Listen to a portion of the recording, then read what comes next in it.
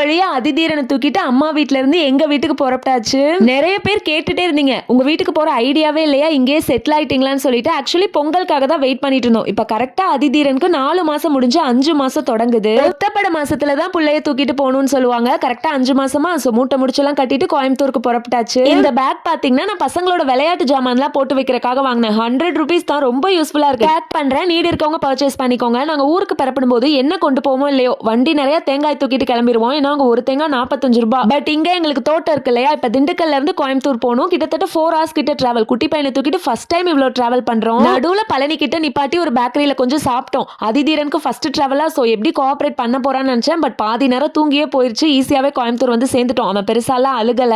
எவ்வளவு திங்ஸ் பாருங்க, இதெல்லாம் அரேஞ்ச் பண்ணி வைக்கவே எனக்கு 2 நாள் எடுத்துரும். வீட்ல அரிசி பருப்பு காய்கறின்னு ஒண்ணுமே இல்ல. சோ சிம்பிளா 3 மேகி பாக்கெட் வாங்கி சாப்பிட்டு டின்னரை முடிச்சிட்டோம். அப்புறம் நான் இன்னைக்கு வியர் பண்ணிருந்தது ஃபீடிங் குர்த்தி தான். எஸ்வி கலெக்ஷன்ஸ் அவங்க தான் சென்ட் பண்ணிருந்தாங்க. குவாலிட்டி அவ்வளோ சூப்பரா இருந்துச்சு நிஜமா. ஃபீடிங் நான் ஃபீடிங் ரெண்டுமே அவைலபிளா இருக்கு. Website detail and page detail ரெண்டுமே ஸ்கிரீன்ல கொடுக்குறேன். தேவைப்படுறவங்க செக் பண்ணி பாருங்க.